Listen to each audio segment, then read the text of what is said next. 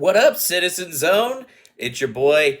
I'm Manuel. How you doing today? Anyways, there's some hacking going on right now, and it seems like I was just mentioning how really bad that would be if all of a sudden a bunch of things started getting hanging, and then now there's a bunch of stuff that's getting hacked, and today there's two big things that seem to be coinciding with each other that may have something to do with some of these other security breaches that we were looking into. I reported that a company called FireEye, which does election security, government security, and just basically security for a whole bunch of different stuff, those guys got hacked and they said that the hackers were looking into all of their government like contracts and things. And then today, Trump announced that the U.S. Department of the Treasury has actually been breached. So that means that not only did one of the biggest cybersecurity companies on the planet get hacked and their red team tools get taken,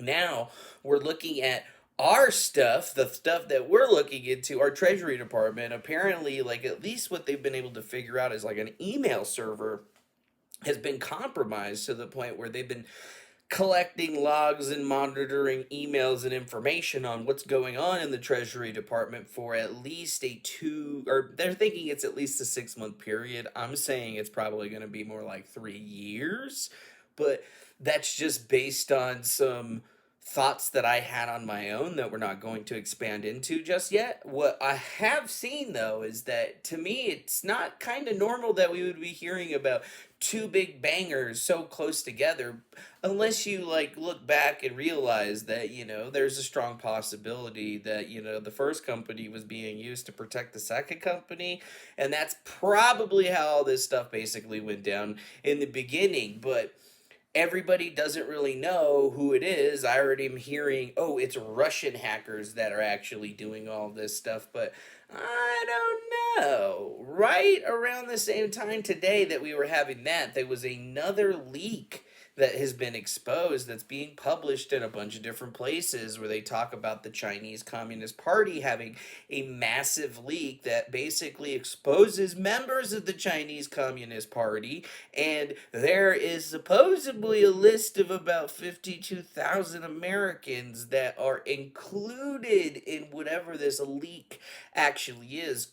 There's a ton of people right now online going through it line by line and trying to translate all of the information. But one thing to think about here is that it's really weird that one came and then the other one came up. And it's almost like some individual entity, whoever, is basically going around and starting to play Pound Town with the cybersecurity apparatus that we're seeing right now. Because I'm not saying that the stuff that they stole from these guys allowed them to hack the other guys, but what I am saying is there's a strong possibility that could be the case. And, if this is the first organization that's being announced to have this problem, what else are we going to see? Because there's not only that went around, we also saw that the Pfizer and Moderna vaccines had gotten hacked. I don't think that happened in the United States, it was overseas, but somebody hacked into the data files and basically stole the vaccine files. So it's like, we gotta stop for a second and be like, dude, is there some kind of like Batman type figure out there? Or are we dealing with like a supervillain that's basically operating in the open at this particular junction,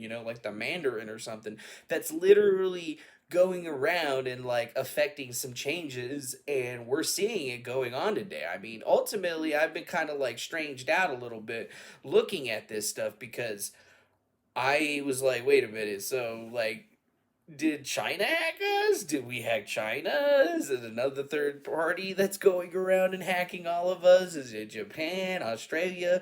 What the heck is going on? And even more so, like this list of people from the Chinese Communist Party is going to be kind of like a banger, at least a little bit, because it's so weird. We've been having all this election trouble, and all of a sudden now we're seeing a clear indication where all these documents are basically showing us how the Chinese party Communist Party is structured in the overseas, but at the same time it's showing us who's apparently involved with the situation. And I think that some of the names that are going to be on there shock you. And does this have something to do with Fang Bang, Bang Bang, Bang Bang, Fang Bang, and Eric Swallows? Well, Could this have something to do with maybe that driver that Dianne Feinstein was having a little bit of driver issue with, I guess? I mean, overall, it makes me wonder very, very limitedly that there is something happening here. But I think that there's this like a global thing. Like somebody's going around right now doing some ill rec stuff. And they are breaking into some of the most secure, allegedly secure cybersecurity facilities in the planet, okay? Then they're just waltzing right in, destroying everything, taking whatever they want, and dipping out and not being able to be caught. And if you think that it's the Russians, I don't even know what to tell you right now because there's absolutely nothing that has been seen or shown that even would say that that was even a possibility. Like, none, zero. So here we are, the U.S. Treasury Department. That means that all those emails and everything that were going around out there are going to be out there in the public sphere. So we're going to get the best look into how the Treasury Department actually operates. And you got to ask yourself, who is doing all of this shit? Because they're trying to say that it's like a state actor. And like, what state actor would be hacking into us? I mean, immediately you think China, but China also got hacked, right? So, like, is the China hack just a fake disinformation thing that they're putting out there to try to, like, make people think that it's not like how it is? That could be definitively so, but I'm just not giving the Russian hackers, the credence here because, like, what does it do for them hacking into these specific institutions? This seems to be more like a anarchy play of some sort because they're accessing the Treasury Department and they're getting emails because they're trying to figure out how they can attack the Treasury, which is, like the biggest anarchist target since besides the government for the very, very longest time. And